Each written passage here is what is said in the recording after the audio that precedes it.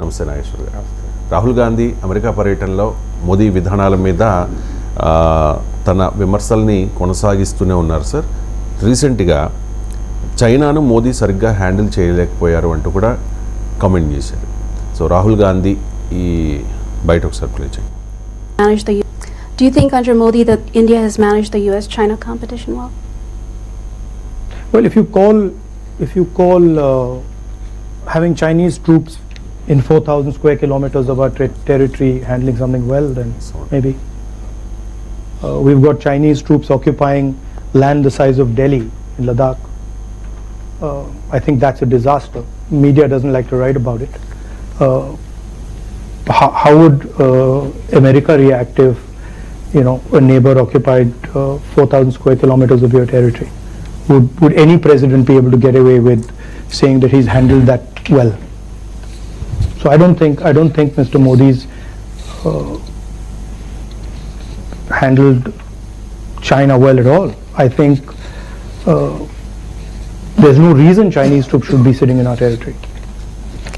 Do you think under Modi that India has managed the US-China competition well? Right sir. భారత్లోకి China చొరబడుతోంది. 4,000 కిలోమీటర్ల మేర చొచ్చుకొచ్చింది. ఢిల్లీ ఎంత ఉంటుందో అంత మేర లడాఖ్లోకి వచ్చింది అని చెప్పి మోదీ సరిగ్గా హ్యాండిల్ చేయలేకపోతూ ఉన్నారు చైనాను అనేది రాహుల్ కామెంట్స్. అంటే మొదటి నుంచి ఈ విమర్శ ఇప్పటి నుంచి కాదు. చైనా భారత్ చైనా వద్ద గల్వాన్ లోయలో ఇష్యూ జరిగినప్పటి నుంచి ప్రతిపక్షాలు విమర్శిస్తున్నాయి. ఒకవైపు ఏమో చైనా పైన బీజేపీ నేతలేమో మాట్లాడుతున్నారు, చైనా మన వాళ్ళని చంపారు అని. చైనా బాయ్కాట్ అని కొన్ని రోజులు పిలిపించారు. ఇప్పుడేమో పెద్ద ఎత్తున చైనా వస్తువుల్ని దిగుమతి చేసుకుంటున్నారు. చైనా పెట్టుబడులను ఆకర్షించాలని చెప్పి ఏకంగా chief economic adviser government of India ఆయన రాసిన ఎకనామిక్ సర్వేలోనే చెప్పారు చైనా నుంచి పెద్ద ఎత్తున పెట్టుబడులని. అంటే ఇదొక పారాడాక్స్. ఒకవైపు ఏమో చైనా మన శత్రువు, చైనా మన వాళ్ళని చంపింది, ప్రతిపక్షాలందరూ చైనా ఏజెంట్లు, చైనా సంగతి తేల్చాల్సిందే, మోడీ మాత్రమే చైనా సంగతి చూస్తాడు, బాయ్కాట్ చైనా అని ఒకసారి చెప్తున్నారు. గ్రౌండ్ మీద డేటా ఏం చెప్తుంది? చైనా నుంచి దిగుమతులు మోడీ ప్రభుత్వం వచ్చాక గణనీయంగా పెరిగాయి. గాల్వాన్లో ఇన్సిడెంట్ తర్వాత కూడా పెరిగాయి. ఇప్పటికీ కూడా చైనా నుంచి పెద్ద ఎత్తున దిగుమతులు వస్తున్నాయి. మరి ఏం దిగుమతులు? పోనీ ఏదో మనకు చాతకాని హై టెక్నాలజీ, ఏదో నానో టెక్నాలజీ, దీంతో మొత్తం మారిపోతుంది, ఇలాంటి కీలకమైన సాంకేతిక పరిజ్ఞానం దిగుమతి అవుతుంది అంటే నేను అర్థం చేసుకోగలుగుతాను. లేదా లైఫ్ సేవింగ్ డ్రగ్స్ చైనా అయితేంది, ఎవడైతేంది, మనను ప్రాణాలు కాపాడే మందులు, ఇలాంటివి అయితే అర్థం చేసుకోవాలి. చైనా నుంచి దిగుమతి చేసుకుని ఏంటి? టాయ్స్, మన బొమ్మలు తయారీలేమా? అంబ్రెల్లా, గొడుగులు మనం తయారీలేమా? చైనా నుంచి మనం గొడుగులు దిగుమతి చేసుకోవాల్సిన అవసరం ఏంటి? ఆఖరికి మన దేవుని విగ్రహాలు మనం తయారు చేయలేమా?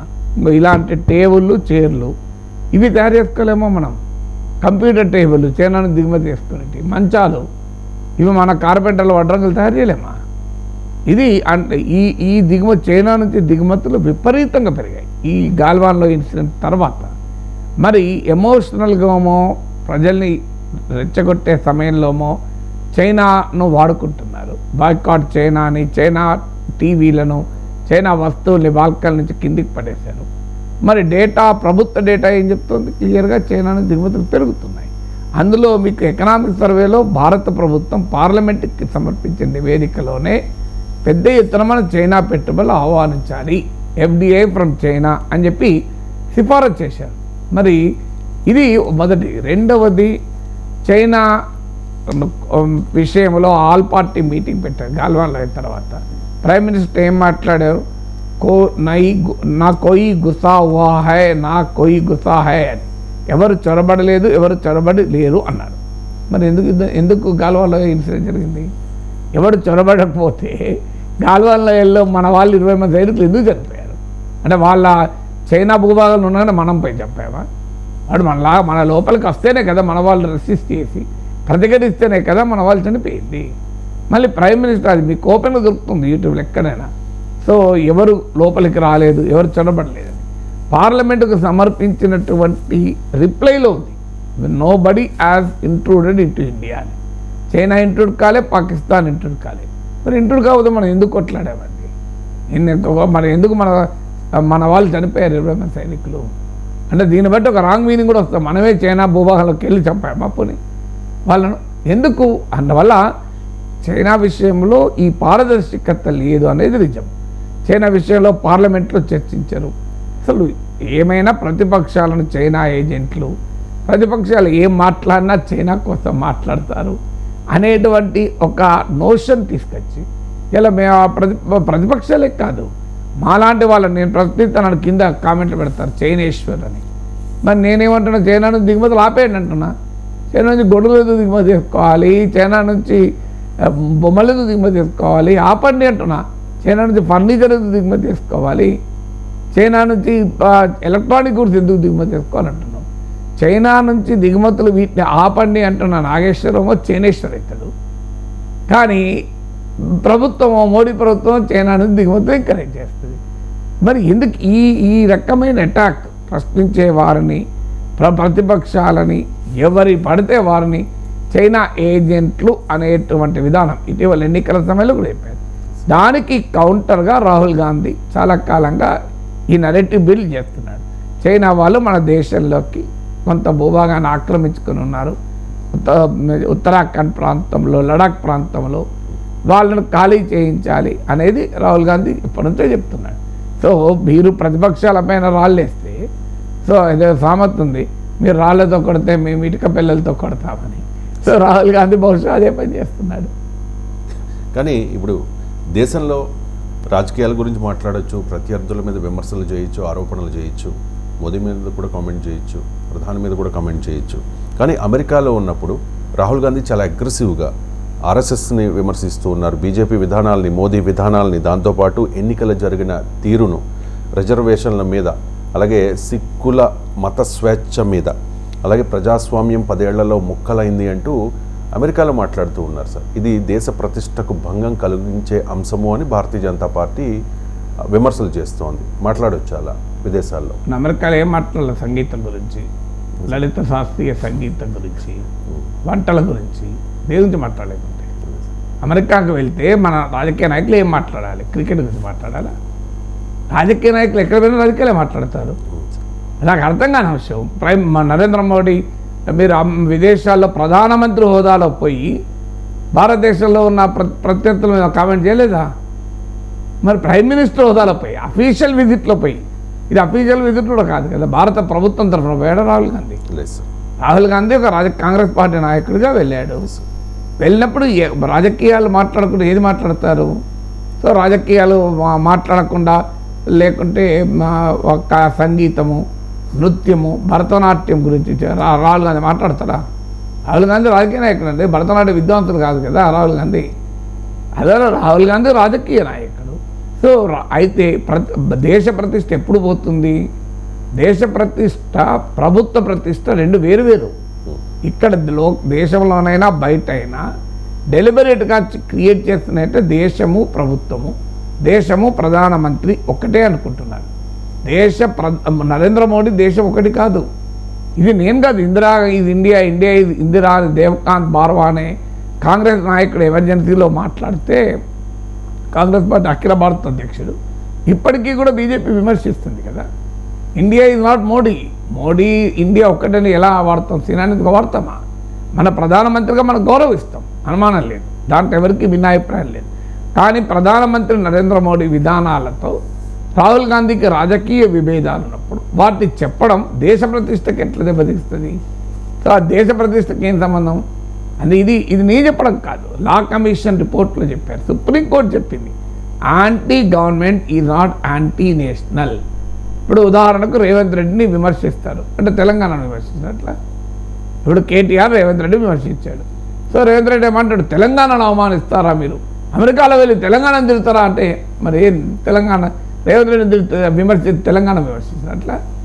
సో అర్థం ఉండాలి కదా. ఇప్పుడు ఒక విధానం, ప్రభుత్వ విధానాన్ని ప్రశ్నించడం ప్రతిపక్ష నేత పనిది కదా. ప్రతిపక్ష నేత ఇంకేం చేయాలి? దేశానికి వ్యతిరేకంగా మాట్లాడారనుకోండి, తప్పనిసరిగా మనం సమర్థించకూడదు.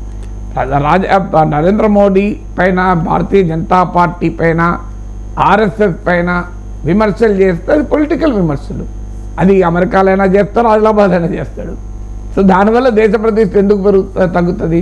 దానివల్ల దేశ గౌరవం పెరుగుతుంది. ఇండియన్ డెమోక్రసీ ఇంత రోబస్ట్గా ఉంటుంది, ఇంత డైనమిక్గా ఉంటుంది, ఇంత అడ్వర్సోరియల్గా ఉంటుంది. చూడండి, ఇండియన్ డెమోక్రసీలో ఇన్ని రకాల అభిప్రాయాలు ఉండొచ్చు. భారత రాజకీయ నాయకుడు ఎక్కడ పోయినా స్వేచ్ఛగా మాట్లాడగలుగుతాడు అని భారతదేశ గౌరవం పెరుగుతుందండి, భారతదేశ ప్రతిష్ట పెరుగుతుంది. దానివల్ల ఎలా దెబ్బతింటుంది? దేశ ప్రతిష్ట దెబ్బతినేది మన దేశం అనుసరించే విధానాలు బాగాలేకపోతే, దేశ ప్రతిష్ట దెబ్బతినేది విధానాలు బాగలేనప్పుడు బాగలేవని ఎవరైనా అంటే బాగున్నామని చెప్పడమే పరిష్కారం. దానికి ఏమున్నది? భారతీయ జనతా పార్టీ చెప్పచ్చు రాహుల్ గాంధీ అన్నది తప్పని. ఇప్పుడు ఉదాహరణకు రాహుల్ గాంధీ ఏమన్నాడు? దానికి కూడా డిస్టార్షన్, రిజర్వేషన్ల పైన రాహుల్ గాంధీ అన్న నేను చూశాను. ఆయన ఏమన్నాడు? దేశంలో అసమానతలు ఉన్నంతకాలం, అసమానతలు పోయిన రోజు రిజర్వేషన్లు పోతాయి అన్నాడు.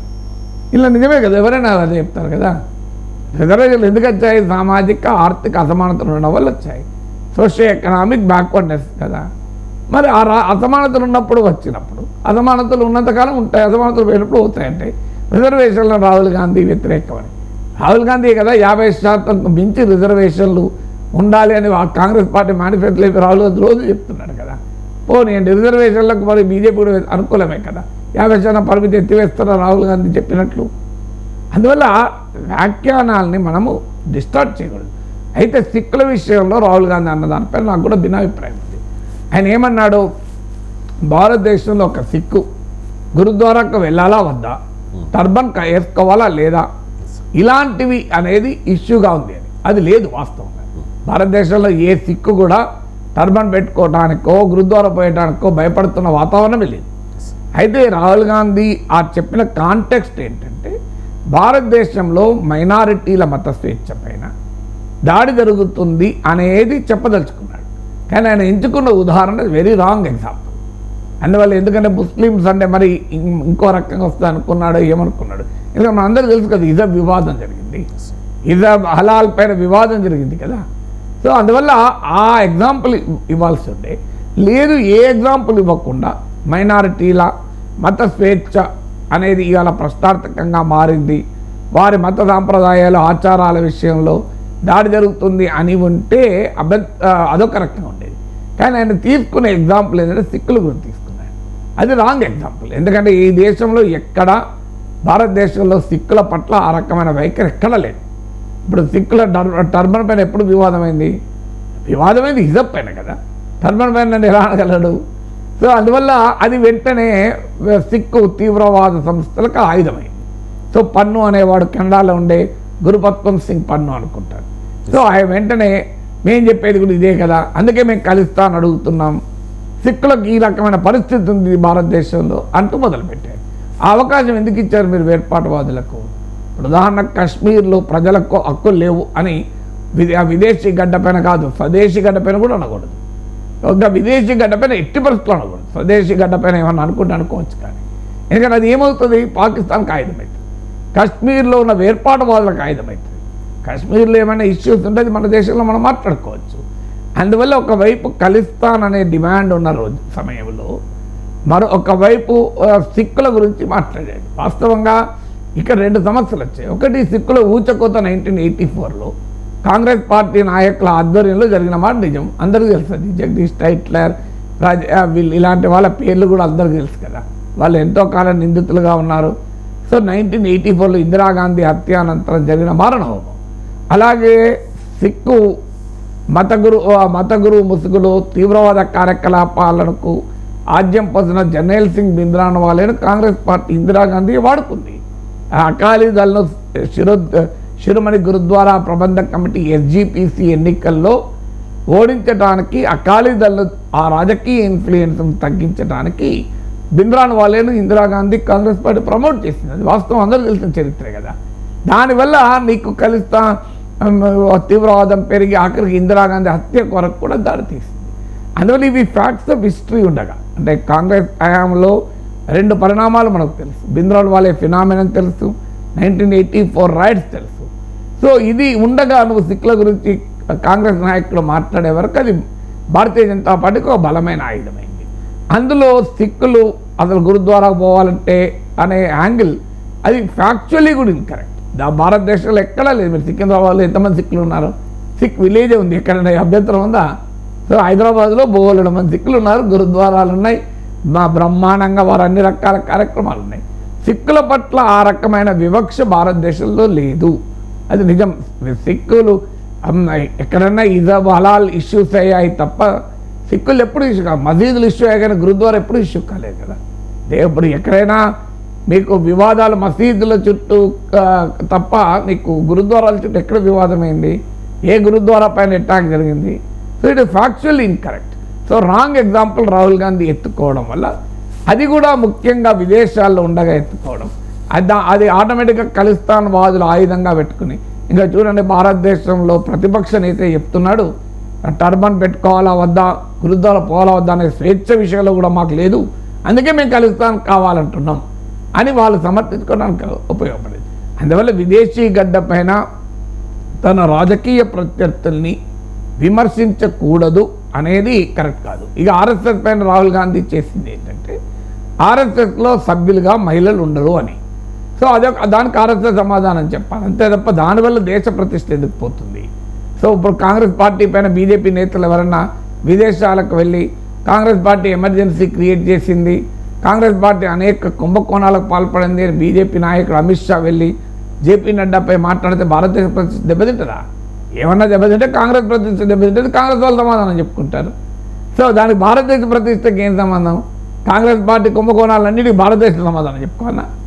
సో అందువల్ల రాజకీయ నాయకులు విదేశాలకు వెళ్ళి రాజకీయపరమైన వ్యాఖ్యలు చేయడం నేరం కాదు, రాజకీయ ప్రత్యర్థులు చేయడం కాదు.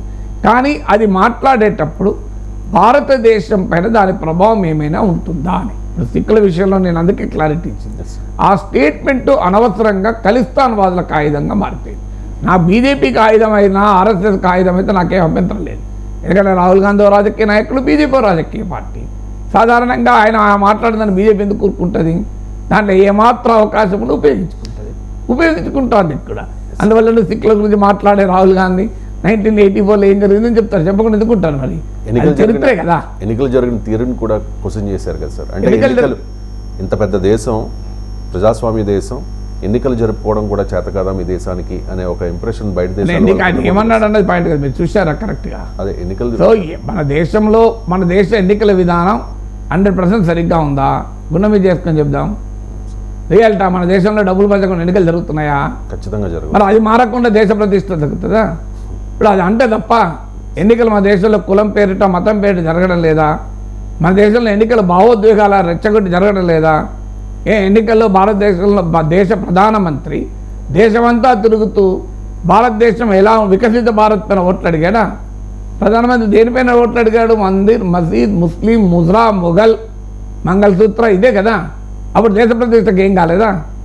ఇప్పుడు అమెరికా గడ్డ మీద మాట్లాడిన ఇండియా గడ్డ పైన యూట్యూబ్లో పెడితే ప్రపంచం అంతా చూస్తారు కదా, ఫేస్బుక్లోకి వస్తే అందరూ చూస్తారు కదా, మీకు సోషల్ మీడియాలో చూడరా?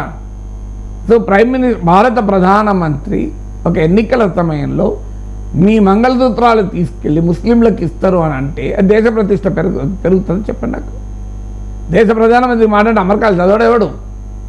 సో ఇది డాలాస్లన్నా మీకు నల్లకుండలన్నా తేడా ఉండదు. దిస్ ద గ్లోబలైజ్ వరల్డ్ కదా. సో అందువల్ల ఎన్నికలు జరిగిన తీర్పున మాట్లాడితే దేశం గౌరవం పోతుంది అంటే మరి అమెరికాలో ఉన్నాడు ఏమనుకుంటాడు? ఈ దేశంలో ఏది పడుతుంది మాట్లాడుకుంటాడు అనుకోడా? దానివల్ల విరగపోదా? ఇంకెక్కువ గౌరవం పోదా? ప్రతిపక్ష నాయకులందరినీ ఈడీ, సిబిఐ కేసులు పెట్టి లోపలేస్తాం, అధికార పార్టీ నాయకులు మాత్రం ముట్టుకోము, కేసులు ఉన్న వాళ్ళు కూడా మా అధికార పార్టీలో చేరితే వాళ్ళకి ఏం కాదు. ఇది దేశ ప్రతిష్ట పెంచుతుందా? నిన్నటిదాకా ఆదర్శ్ సొసైటీ కుంభకోణంలో దోషి అంటాం, నేను మా పార్టీలో రాజ్యసభ సభ్యుడవుతాడు. ఇది గౌరవం పెరగదా? దేశ గౌరవం పెరుగుతుందా? దీనివల్ల గౌరవం దేనివల్ల పెరుగుతుంది? ఒక దేశ పార్లమెంట్లో జాతిపితను చంపిన తన దేశభక్తులంటే గౌరవం పెరుగుతుందా? దానికి బదులు అంతా చెప్పాలి కదా. సో అందువల్ల రాహుల్ గాంధీ రాజకీయపరమైన వ్యాఖ్యలు చేయడం నేరం కాదు. దానిపైన కౌంటర్ చేసే హక్కు బీజేపీకి ఉంది. బీజేపీ బ్రహ్మాండంగా కౌంటర్ చేస్తుంది, ఏం అభ్యంతరం లేదు. సో ఇప్పుడు సిక్కుల విషయంలో రాహుల్ గాంధీ అన్న మాటను బీజేపీ ఫుట్బాల్ ఆడతలేదా? ఆడుతుంది కూడా, ఆడే హక్కు కూడా బీజేపీకి ఉంది. అక్కడ నేను ఆయన రాహుల్ గాంధీ స్టేట్మెంట్ని చూశాను, మరి సిక్కుల విషయంలో స్టేట్మెంట్ పైన డెఫినెట్గా I don't agree with him. ఎందుకంటే భారతదేశంలో సిక్కులకు ఆ రకమైన పరిస్థితి ఎక్కడా లేదు. It is absolutely factually incorrect. Factually ఇన్కరెక్టే కాకుండా సెన్సిటివ్. ఎందుకంటే అమెరికాలో, కెనడాలో, యూకేలో సిక్కు వేర్పాటువాదులు అక్కడ వెస్ట్రన్ కంట్రీస్ ఆధారంగా చేసుకునే కార్యకలాపాలు నిర్వహిస్తున్నారు. ఇది రాహుల్ గాంధీ స్థాయి రాజకీయ నాయకులు తెలియకుండా ఉండదు కదా. అందువల్ల అలా సిక్కు వేర్పాటువాదులకు ఆయుధంగా ఇచ్చే మాటలు భారతదేశ ప్రతిపక్ష నేత కానీ ఏ రాజకీయ నాయకులు మాట్లాడకూడదు.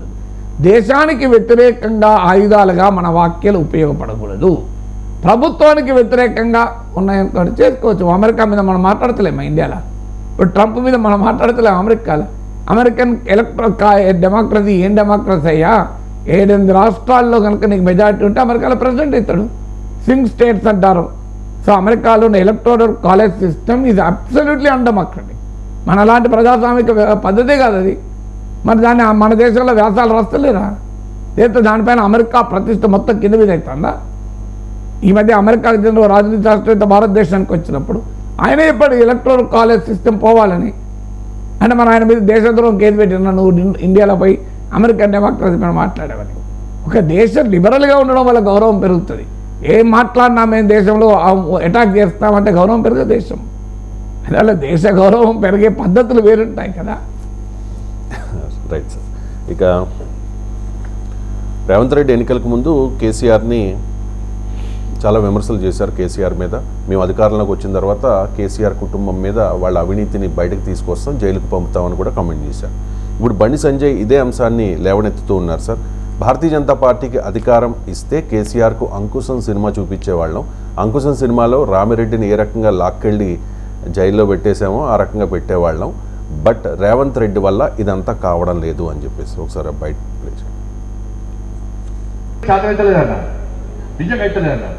నేను రేవంత్ కోపనుకునే వాస్తవానికి నేను అంటే ఈ కాంగ్రెస్ అనేది ఏముంటుంది ఇక్కడ వస్తుందా? ఢిల్లీ పోయి ఎవ్వరిని పట్టుకోవడం వాళ్ళని పట్టుకొని ఇది ఇస్తే కదా క్లోజ్. దాని కేసీఆర్ ఆచరణ పెట్టి కేసీఆర్ అబ్బో మోసానికి మోసగానే నెంబర్ 1 దాన్న. ఎక్కడ ఇవ్వని చుట్టూ పట్టాలి, ఎప్పుడు ఇవ్వని కాలు పట్టాలి అన్నీ తెలుసు. Right sir. మేము అధికారంలోకి వచ్చి ఉంటే ఖచ్చితంగా కేసీఆర్ పని చూసేవాళ్ళం. బట్ రేవంత్ వల్ల కావడం లేదు అని చెప్పి. ఇప్పుడు రేవంత్ వల్ల పని అయిందో కాదో రేవంత్ చెప్పుకుంటాడు. కానీ నేను అడిగేది అంటే బండి సంజయ్ అంకుశం సినిమా నాకు సినిమాల పైన పరిజ్ఞానం లేదు. కానీ రాజశేఖర్ హీరో సార్, దానిలో రామిరెడ్డి విలన్. అందుకే అంటున్నా, ఇప్పుడు మనకు దేశ రాజకీయాల్లో అనేక మంది రామిరెడ్డిలు ఉన్నారు. ఇప్పుడు కాంగ్రెస్ పార్టీ హయాంలో ఎన్ని కుంభకోణాలు జరిగాయి? 2G స్పెక్ట్రమ్ కుంభకోణం. నరేంద్ర మోడీ దేశమంతా తిరిగి 2G స్పెక్ట్రమ్ కుంభకోణంలో కోట్ల డబ్బులు తిన్నారన్నారు. 2G స్పెక్ట్రమ్ కుంభకోణంలో ఎంతమంది నిందితులకు రామిరెడ్డి గతి పట్టింది చెప్పు నాకు. 2G స్పెక్ట్రమ్ కుంభకోణంలో అసలు దోషులే లేరు, అది కుంభకోణమే కాదని తేల్చిపడేశారు. మీకు ఇంకోటి బొగ్గు కుంభకోణం 1,76,000 కోట్లు చెప్పారు. బొగ్గు కుంభకోణంలో ఎంతమంది కాంగ్రెస్ నాయకులకు రామిరెడ్డి గతి పట్టింది అంకుశం లాగా నాకు చెప్పండి. స్పెక్ట్రమ్ కుంభకోణం ఇంతమంది కాంగ్రెస్ నాయకులకు అంకుశం సినిమాలో రామిరెడ్డి లాగా గతి పట్టింది. మీకు ఆదర్శ్ సొసైటీ కుంభకోణం, కార్గిల్ మార్టిర్స్కు అమరవీరులకు సంబంధించిన ఫ్లాట్లను అప్పుడు మహారాష్ట్ర కాంగ్రెస్ ముఖ్యమంత్రి అక్రమంగా పొందాడు కదా. మరి ఆయనకు శిక్ష పడిందా? శిక్ష కాదు, ఆయన బీజేపీ రాజ్యసభ సీట్ ఇచ్చి ఆయన బీజేపీ ఇప్పుడు స్టార్ క్యాంపెయినర్ బీజేపీకి. మరి ఆయన రామిరెడ్డి ఎందుకు కాలే? విలన్ హీరో ఎందుకు అయిపోయాడు? విలన్ హీరో అయిందా లేదా? సో మీకు అలాగే సురేష్ కల్మాడి, మీరు కామన్వెల్త్ క్రీడల కుంభకోణం గుర్తుండండి, 70,000 కోట్లు ఏమైంది? మరి ఆయనకి ఏమైనా జైల్లో పడ్డా? ఆయన కామన్వెల్త్ క్రీడల కుంభకోణంలో సురేష్ కల్మాడి అనేది జైలుకు పోయొచ్చినట్టున్నట్టు గుర్తులేదు. కానీ కామన్వెల్త్ క్రీడల కుంభకోణంలో ఎంతమందికి జైల్లో పడ్డారు? అది పోనీయండి. జగన్మోహన్ రెడ్డి పైన ఎన్ని కేసులు ఉన్నాయి? మరి 1,00,000 కోట్లు తిన్నాడని చెప్పినా లేదా బీజేపీ వాళ్ళు కూడా టీడీపీ వాళ్ళతో కలిసి? మరి చంద్రబాబు నాయుడు 5 ఏళ్ళు ముఖ్యమంత్రిగా ఉన్నప్పుడు జైలుకి పంపాడా? ఒక్కరోజైనా సింగిల్ డే 1 అవర్ అయినా పంపిండా? నాకు చెప్పండి. 10 ఏళ్ళు ఇప్పుడు 5 ఏళ్ళు అప్పుడు 4 ఏళ్ళు బీజేపీతో కూడా కలిసి ఉన్నారు కదా, పోనీ ఇప్పుడు పంపుతారా? నాకు చెప్పండి. ఇప్పుడు ఆల్రెడీ మళ్ళీ చంద్రబాబు నాయుడు ముఖ్యమంత్రి, Narendra Modi prime minister, TDP బీజేపీలో ఆధారపడి ఉంది కదా. మరి జగన్మోహన్ రెడ్డి పేరు కేసులు ముందుకు పోతున్నాయా? ఎవరికైనా పడ్డదా? జైలుకు పడ్డదా? నాకు చెప్పండి. చంద్రబాబు నాయుడు నరేంద్ర మోడీ ఏమన్నాడు? ఏటీఎంకో పోలవరం కడిది అన్నాడా లేదా? 2019లా 24 వరకు ఏమైంది? చంద్రబాబు నాయుడు మీద ఏమన్నా ఏటీఎం పోలవరాన్ని ఏటీఎం చేసుకున్నాం. పోలవరం కేంద్ర ప్రాజెక్టులో అవినీతి చేసి దాన్ని ఏటీఎంగా మార్చుకున్నాడని మోడీ అనే చంద్రబాబు నాయుడు మీద అన్నాడు. వేరే వాళ్ళు అన్నది కాదు, మీరు యూట్యూబ్లో దొరుకుతా చూడండి. పోలవరంకో చంద్రబాబునే ఏటీఎం కర్దియే అని మీ కేంద్ర ప్రాజెక్టును ఏటీఎంగా మార్చుకున్నారని నరేంద్ర మోడీ 2019లోని 5 ఏళ్ళుగా మరి చంద్రబాబు నాయుడు ఏమైనా చేశారా? ఎన్డీఏలో మళ్ళీ చేర్చుకున్నారు కదా. సో ఇట్లా ఎన్ని ఉదాహరణలు చెప్పాలి నేను? బోఫర్ కుంభకోణంలో ఎన్ని రామరెడ్లకు శిక్షలు పడే చెప్పండి నాకు. మరి వీటన్నిటికి కారణం ఏంది? టెలికాం కుంభకోణంలో ఎవరికి శిక్ష పడ్డది? ఆగస్టా వెస్ట్లాండ్ హెలికాప్టర్ కుంభకోణం కొనుగోలు ఎవరికి శిక్ష పడ్డది? మరి ఇంతమంది ఉదాహరణలు ఉన్నాయి కదా. వీళ్ళందరినీ అంకుశం ఏర్పడేది డెఫినెట్గా కేసీఆర్ను కూడా వేస్తామంటే మనం అంగీకరించేవాళ్ళం.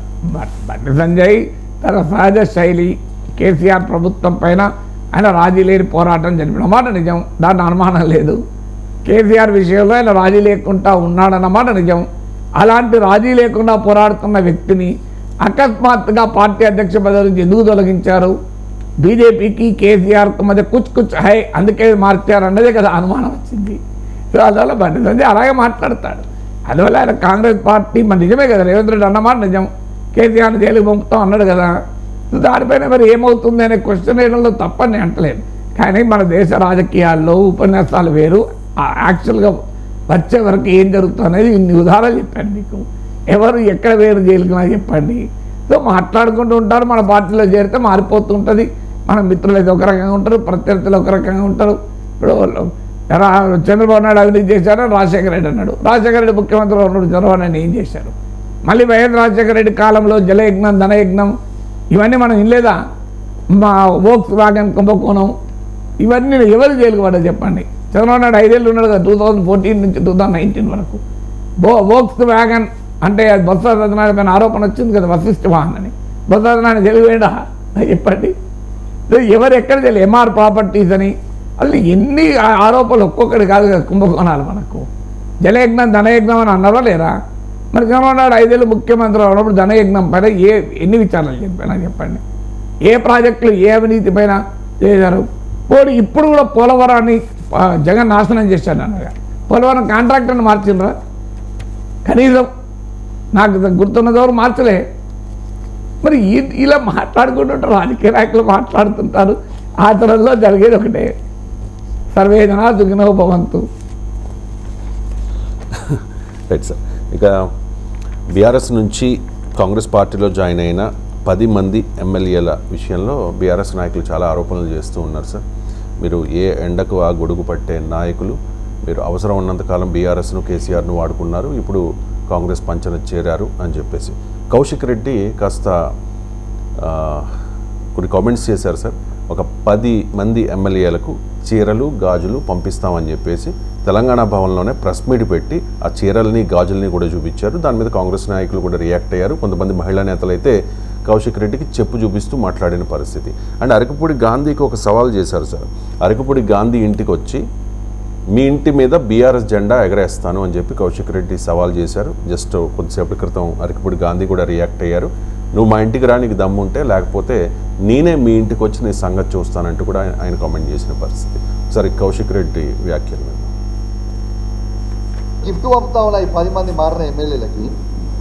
మంచిగా తెచ్చిన ఓ చీర ఇంకా గాజులు తెచ్చిన ఇలా ఈ 10 మంది ఎమ్మెల్యేలకి నేను చూపిస్తా ఉన్నా. దానం నాగేందర్ గారు, కడియం శ్రీహరి గారు, గాంధీ గారు, ఇక మారిన 10 ఎమ్మెల్యేలు, వెంకట్రావు గారు, పోచారం శ్రీనివాసరెడ్డి గారు, కృష్ణమోహన్ గారు ఉన్న 10 ఎమ్మెల్యేలు మీకు శాత కాకపోతే ఇగో ఈ చీరలు గాజులు కొనుక్కొని వేసుకొని తిరుగు రిపబ్లిక్ లా. ఇజ్జత్ లేని వాళ్ళు, మీకు ఇజ్జత్ ఉందానే అసలు? మీకు ఇజ్జత్ లేని వాళ్ళు కాబట్టి ఇగో మీ ఇద్దరికి మీరు మొగోలు కాదు కాబట్టి ఇగో చీరలు గాజులు పంపుతా ఉన్నా. ఈ 2 కూడా మీరు వేసుకొని తిరగాలని నేను విజ్ఞప్తి చేస్తాను. మీకు ఇజ్జత్ లేదు, మగాళ్ళు కాదు, చీరలు గాజులు వేసుకోండి. ఇది చాలా చాలా దుర్మార్గమైన వ్యాఖ్య. ఈ డిజర్వ్స్ టు బి పనిష్డ్. చట్ట ప్రకారం కేసు పెట్టాలి.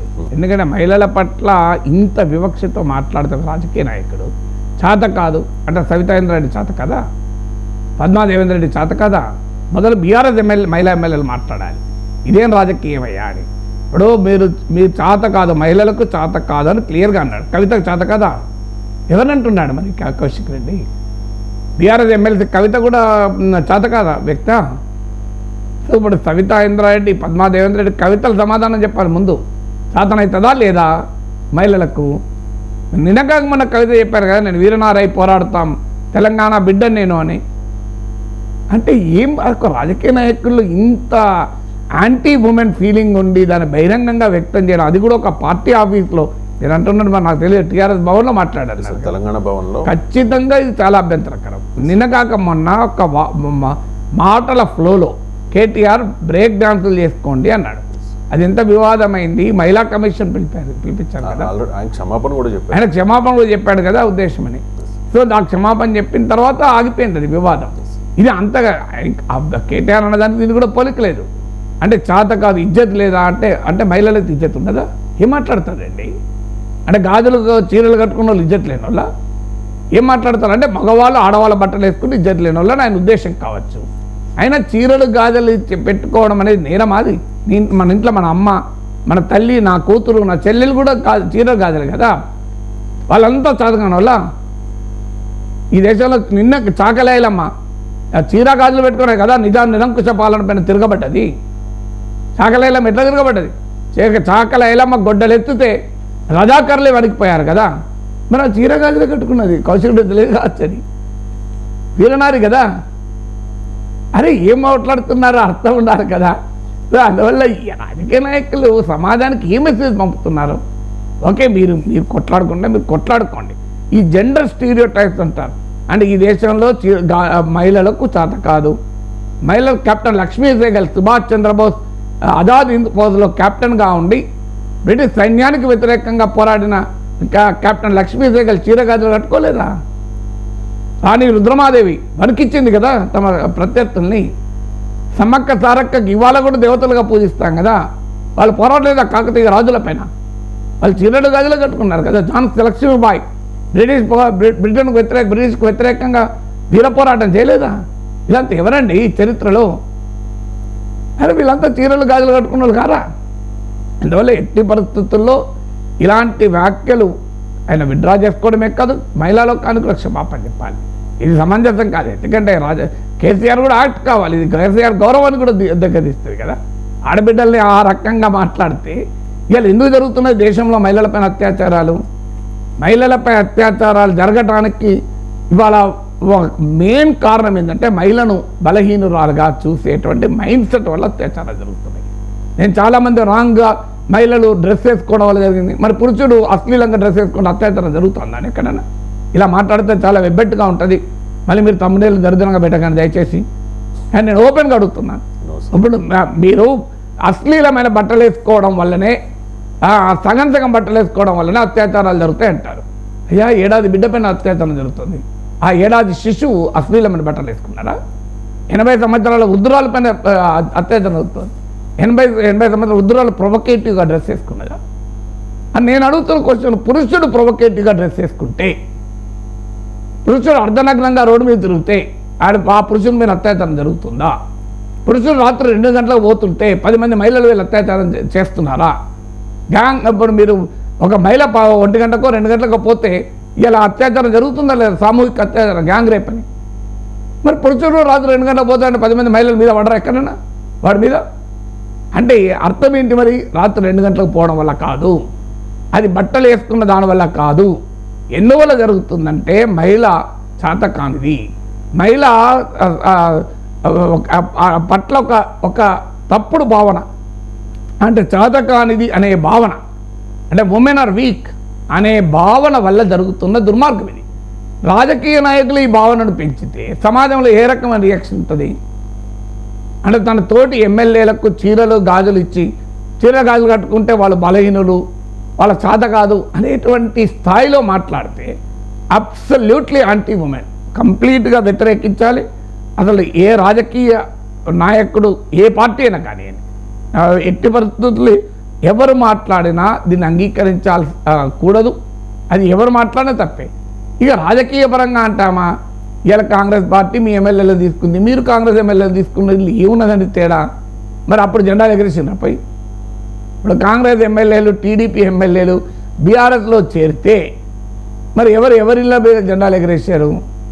కాంగ్రెస్ అసలు కౌశిక్ రెడ్డి కాంగ్రెస్ నాయకుడు కదా, కాంగ్రెస్ పార్టీ తరఫున పోటీ చేసి బీఆర్ఎస్లో చేరాడు కదా. తర్వాత అఫ్కోర్స్ ఆయన ఎమ్మెల్యేగా చేరకపోవచ్చు, నేను ఒప్పుకుంటాను. మరి ఎలక్టెడ్ టీడీపీ ఎమ్మెల్యేలు తలసాని శ్రీనివాస్ యాదవ్ టీడీపీ తరఫున కలిసి బీఆర్ఎస్లో చేరినప్పుడు ఆయన ఇంటి మీద తెలుగుదేశం కార్యకర్తలు వెళ్ళి టీడీపీ జెండాలు ఎగరేసిండ్రా? సవితా ఇంద్రారెడ్డి కాంగ్రెస్ ఎమ్మెల్యేగా గెలిచి బీఆర్ఎస్లో చేరి మంత్రి అయినప్పుడు కాంగ్రెస్ నాయకులు వెళ్ళి సవితా ఇంద్రారెడ్డి ఇంటి పైన కాంగ్రెస్ జెండా ఎగరేసిండ్రా? రాజకీయాల్లో మరి కేసీఆర్ చేస్తే రైటు, రేవంత్ చేస్తే రాంగ్. నా దృష్టిలో ఇద్దరిది తప్పే. బీఆర్ఎస్ చేసినా కాంగ్రెస్ చేసినా ఈ రాజకీయ ఫిరాయింపులు మంచి సంస్కృతి కాదు. దీంట్లో భిన్నాభిప్రాయానికి అవకాశం లేదు కదా. అందువల్ల అదైనా పోనీ రాజకీయ విమర్శలు దాన్ని వాళ్ళు చూసుకుంటారు, మనకు అభ్యంతరం లేదు. కానీ మహిళలు చాతకాని వారు అనేటువంటి దృక్పథం, చీరలు గాజులు వేసుకుంటే చాతకాని వారు అనేటువంటి ఈ మానసిక స్థితి, this mind set is dangerous. నేను ప్రమాదకరం ఎందుకంటున్నా అంటే అది ఈ దేశంలో మహిళలపైన అత్యాచారాలకు మూలం. మహిళలపైన అత్యాచారాలకు ప్రధానమైన కారణం మహిళ ఏమీ చేయలేదు, మహిళ వీక్ అనేటువంటి ఒక మైండ్ సెట్. ఇది మారనంత కాలం మహిళలపైన అత్యాచారాలు ఆగవు. ఎందుకంటే ఇవాళ మనం చూసాం, ఒక హాస్పిటల్లో సెమినార్ లైబ్రరీలో కూర్చుంటేపై అత్యాచారం. ఏం జరుగుతుంది ఈ దేశంలో అంటే ఈ రకమైన దుర్మార్గాలు ఎందుకు జరుగుతున్నాయంటే మహిళ పట్ల ఆ రకమైన భావన ఉండడమే. ఈ భావన రాజకీయ నాయకులే పెంచి పోషిస్తే, అది కూడా ఒక రాజకీయ పార్టీ కార్యాలయంలో పెంచి పోషిస్తే, what is this political culture అండి? ఇది రాజకీయాలకు అతీతంగా మనం ఖండించాలి. మొదలు బీఆర్ఎస్ పార్టీ చర్య తీసుకోవాలి, బీఆర్ఎస్లో ఉన్న మహిళా నాయకురాలు రియాక్ట్ కావాలి. అప్పుడు తమ పార్టీలో ఇంకో లీడర్ మాట్లాడాడు. ఇక్కడ బీఆర్ఎస్ కాంగ్రెసే కాదు, ఉమెన్ యొక్క ప్రెస్టేజ్, ఉమెన్ యొక్క ఎస్టీమ్, ఉమెన్ యొక్క ఆత్మగౌరవానికి సంబంధించిన అంశం. అందువల్ల ఒక్కసారి కవిత గారు, సవితా ఇంద్రారెడ్డి గారు, పద్మా దేవేంద్ర రెడ్డి గారు రియాక్ట్ అయ్యారనుకోండి, మేము చతకాలం ఉన్నామా, నువ్వే చేతనైనా నువ్వా అని ఒక్కసారి అంటే మళ్ళీ ఏ పార్టీలో కూడా మహిళా నాయకుల పైన ఇంకో నాయకుడు ఇలా మాట్లాడాడు. అందువల్ల మొదలు రియాక్ట్ కావాల్సింది బీఆర్ఎస్లో ఉన్న మహిళా ఎమ్మెల్యేలు, ఎమ్మెల్సీలు రియాక్ట్ కావాలి. ఇది పద్ధతి కాదు. చీర గాజులు వేసుకున్న వాళ్ళంతా చాతకాని వాళ్ళని మన సోదర ఎమ్మెల్యే అనడం తప్పు. ఆయన వెంటనే విత్డ్రా చేసుకోవాలి. ఇక మనకి పండుగలు అంటే భక్తి ఉంటుంది సార్, భక్తితో పాటు ఎంజాయ్మెంట్ కూడా ఉంటుంది. చాలామంది వినాయక నిమజ్జనం అంటే తాగి ఎంజాయ్ చేస్తూ ఉంటారు, అది అందరికీ ఓపెన్గా చెప్పే విషయమే. కానీ బీజేపీ ఎమ్మెల్యే రాజా సింగ్ దీన్ని అపోజ్ చేస్తూ ఉన్నారు సార్. అపోజ్ చేయడం మాత్రమే కాదు, పోలీస్ కమిషనర్కి ఒక లెటర్ కూడా రాశారు. లెటర్ రాసి అలా గణేష్ నిమజ్జనంలో తాగి హడావుడి చేసే వాళ్ళ మీద యాక్షన్ తీసుకోండి అంటూ కూడా ఆయన చెప్తున్న పరిస్థితి. సరే, రాజా సింగ్ బయట కూడా ఎవరైనా తాగి గణేష్ మహారాజ్ని తీసుకొని వెళ్తే వాళ్ళు మీ కూడా ఐడెంటిఫై అయితే మీరు కూడా పోలీస్ స్టేషన్ లో కానీ ఎవరైనా పోలీస్ అధికారులు ఆ దారిలో కనబడితే వాళ్ళకి కంప్లైంట్ ఇవ్వాలని నేను ప్రతి ఒక్క గణేష్ భక్తులకి నేను కోరుతున్నాను. ఎవరైనా తాగి గణేష్ మహారాజ్ని తీసుకొని వెళ్తే వాళ్ళు మీ కూడా ఐడెంటిఫై అయితే మీరు కూడా పోలీస్ స్టేషన్ లో కానీ ఎవరైనా పోలీస్ అధికారులు ఆ దారిలో కనబడితే వాళ్ళకి కంప్లైంట్ ఇవ్వాలని. తాగి వాహనం నడిపితే డ్రంక్ అండ్ డ్రైవ్లో పట్టుకుంటే శిక్ష వేస్తారు సార్. తాగి గణేష్ నిమజ్జనంలో పార్టిసిపేట్ చేసినా శిక్ష వేయాలా? ఖచ్చితంగా రాజా సింగ్ అనేది కరెక్ట్. రాజా సింగ్ ఈ దేశంలో ఉన్న కోట్లాది మంది నిజమైన దైవభక్తుల బాధ అది. ఎందుకంటే ఆవేదన ఇస్తుంది. చాలాసార్లు మాట్లాడాను ఈ విషయం. వినాయక చవితి అనేది ఒక పవిత్రమైన దినం. సిద్ధి వినాయకుడు, బుద్ధి వినాయకుడు అంటే విద్య వివేకాల రెండు కలిపితే వినాయక స్ఫూర్తి. అలాంటి ఒక గొప్ప దేవునికి సంబంధించినటువంటి దాంట్లో బ్రేక్ డాన్స్లు ఏంటండి? ఇప్పుడు వినాయకుని పెట్టి పక్కన నువ్వు సినిమా డాన్స్లు వేస్తారు, సినిమా పాటలకు స్టెప్పులు వేస్తారు. అది కరెక్ట్ ఎట్లా అవుతుందో చెప్పండి. మీరు వినాయక చవితి రోజు వినాయకుని పెట్టి ఓ హరికథ కాలక్షేపం, లేదు ఒక ప్రవచనము, ఒక పౌరాణిక సందేశము, ఓ సత్సంగము, ఒక మంచి విషయాలు మాట్లాడుకోవడం, సమాజానికి ఉపయోగపడేటువంటి అంశాలు మాట్లాడుకోవడం, ఇది కదా జరగాల్సింది. మరి అది వదిలేసి నువ్వు డ్యాన్సులు, తాగుడు, ఎగురుడు, దునుకుడు అంటే ఎగరవుడు దురుకడం నేరం కాదు. కానీ తాగి ఎగరడం దొరకని నేరం కదా, అది కూడా ఒక దైవ కార్యక్రమంలో. దైవ కార్యక్రమంలో మనం భక్తితో ఉండాలి. మన దైవ కార్యక్రమం రోజు ఆ పవిత్రత మెయింటైన్ చేయాలి కదా, నార్మల్గా అయినా నిత్య జీవితంలో మెయింటైన్ చేయాలి. దైవ కార్యక్రమంలో మరింత పవిత్రంగా ఉండాలి కదా. సో మనం ఏ రకంగా ఉంటాం, ఇప్పుడు ఉదాహరణకు పండుగ రోజు ఎవరమైనా ఏం చేస్తాం, తలస్నానం చేసి ఆ రోజు ప్రతిరోజు లేటుగా లేస్తాడు కూడా, కనీసం వినాయక చవితి రోజు ఏం చేసాం మనం అందరము, సో ఉదయాన్నే లేచి తలస్నానం చేసి ఈవెన్ భోజనం కూడా ఏమీ తినకుండా భక్తి శ్రద్ధలతో వినాయక పూజ చేసినాకనే తింటాం కదా ఎవరమైనా. అంత పవిత్రంగా ఉంటాం. ఎందుకుంటాం? That is how we have to. మనం దేవుని కార్యక్రమంలో ఈ రకమైన అరాచక విశృంఖల సంస్కృతి పెరగడం ఖచ్చితంగా రైట్. నాలాంటి వాడు అంటే అటాక్ చేసేవాళ్ళేమో. రాజాసింగ్ అన్నాడు కనుక చాలా సంతోషం. రాజాసింగ్ని హిందూ ద్రోహి అని ఇవ్వడం లేదు. మన నాలాంటి వాడు అన్నాడు అనుకోండి, యాంటీ హిందూ, మీరు హిందూ మతాన్ని అంటారని చెప్పి విమర్శిస్తారు. ధర్మం ధర్మమే, న్యాయం న్యాయమే, సత్యం సత్యమే, ఎవరన్నా అది మారదు. అందువల్ల రాజా సింగ్ ఈ దేశంలో ఉన్న కోట్లాది హిందువుల మనోభావాలు వ్యక్తం చేశాడు. హిందూయిజంలో, హిందుత్వలో రాజా సింగ్కి ఇంకెవరో మనం సర్టిఫికెట్ ఇచ్చేవాళ్ళం కాదు. సో రాజా సింగ్ని మించిన హిందుత్వవాది ఎవరున్నారు చెప్పండి.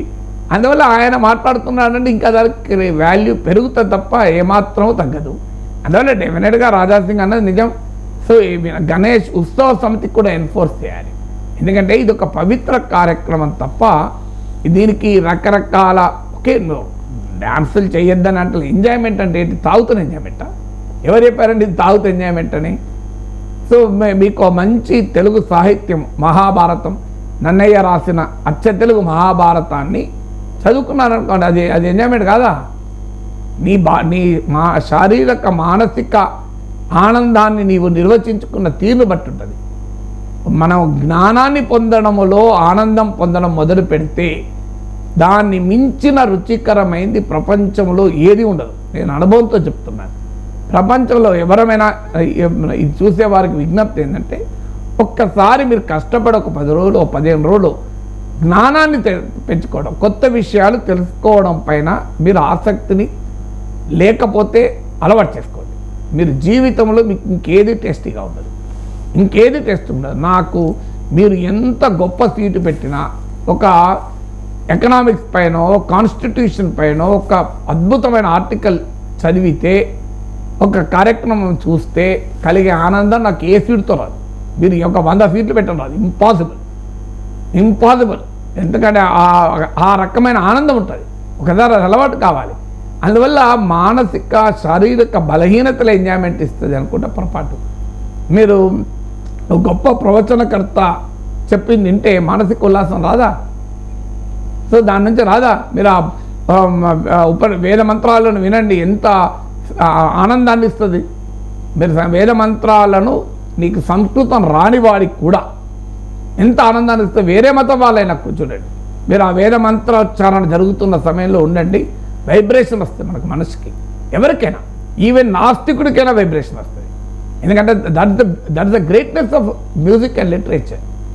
మీరు వేద మంత్రోచ్చారణ, మీకు ఆశీర్వచనాలు ఉంటాయి చూడండి. లేదు వేద మంత్రోచ్చారణ వేద పండితులు ఒక 10 మంది కొంతమంది కలిసి బ్రహ్మాండంగా ఉంటుంది చూడండి, ఎంత వైబ్రేషన్ ఉంటుందో చూడండి. అది కదా ఉండాల్సింది మతపరమైన, ఆధ్యాత్మికమైన, ధార్మిక కార్యక్రమాల్లో. ఇదేంటంటే సినిమా పాటలు వేసుకొని ఎగరటానికి చాలా రోజులు ఉంటాయి. పండుగ రోజు ఎందుకు? ఇంకా చాలా వేరే రోజుల్లో ఎగరచ్చు కదా. అందువల్ల తాగి అసందర్భమైనటువంటి కార్యక్రమాలు ఎప్పుడూ చేయకూడదు. నేను అనేది సినిమా పాటలు అన్నింటినీ తప్పు పట్టడం లేదు, అశ్లీలమైన సినిమా పాటలు వేయకండి అంటున్నాను. మీరు మంచి సినిమా పాటలు వేసుకొని డ్యాన్స్ చేసినా తప్పని నేను అనను. ఎందుకంటే దైవ కార్యక్రమంలో మనిషి ఆనందం పొందడం భగవంతుడు ఏమీ అనడు. వీలైతే మీరు అవకాశం ఉన్న మేరకు దైవ సంబంధిత కార్యక్రమాలు చేయండి. లేదు కనీసము దానికి విరుద్ధమైన కార్యక్రమాలు అయితే చేయకండి. దానికి విరుద్ధమైన కార్యక్రమాలు బ్రేక్ డాన్సులు వేసుకుంటూ కూర్చుంటే అది అన్యాయం కదా. అది ఏ గణేష్ మహారాజ్ యాక్సెప్ట్ చేస్తారు? ఏ వినాయకుడు క్షమిస్తాడు చెప్పండి? Right sir, thank you so much sir.